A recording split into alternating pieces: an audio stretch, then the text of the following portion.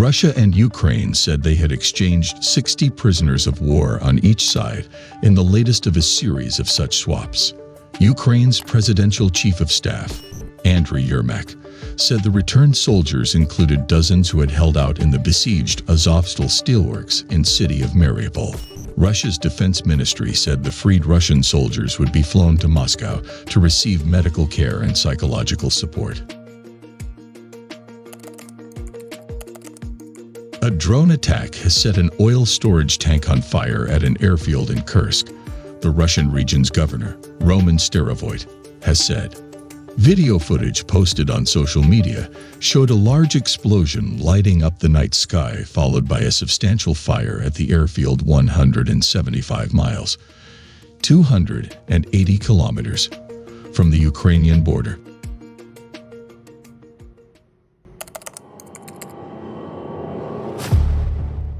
Russia has launched strikes overnight on Zaporizhzhia region, according to Oleksandr Starik, the head of Zaporizhzhia's regional military administration, who posted photographs on Telegram in the early hours of Tuesday. The strikes damaged critical infrastructure and residential buildings, he said. At this stage, there were no injuries or fatalities.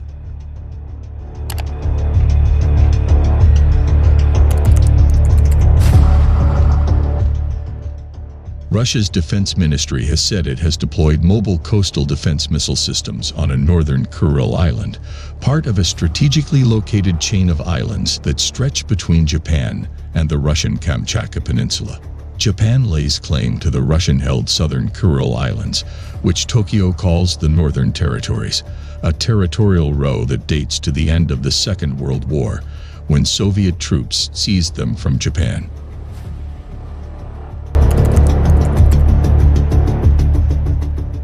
The Kremlin spokesperson, Dmitry Peskov, said he agreed with comments by the U.S. Secretary of State, Antony Blinken, about the need for lasting peace in Ukraine, but that Moscow does not see the prospect of talks at the moment.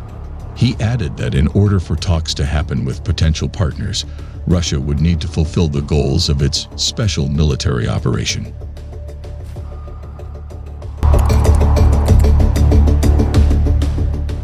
The number of Russian-affiliated oil tankers going dark to avoid being tracked in the South Pacific has doubled in recent months in a sign of clandestine means being deployed to avoid sanctions.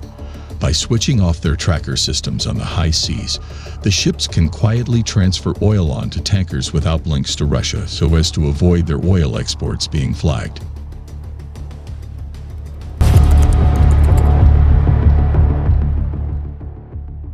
Russia's recent mobilization increased its military threat in Ukraine, with better trained soldiers arriving at the front line, the commander of Ukrainian ground forces said.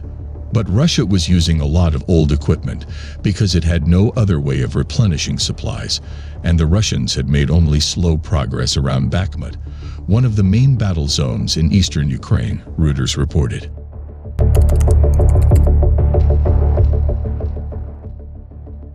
Vladimir Putin has driven across the Kerch Bridge linking Russia and the Crimean Peninsula that was damaged by a truck bomb in October. The Russian president spoke to workers and a senior government official, Reuters reported.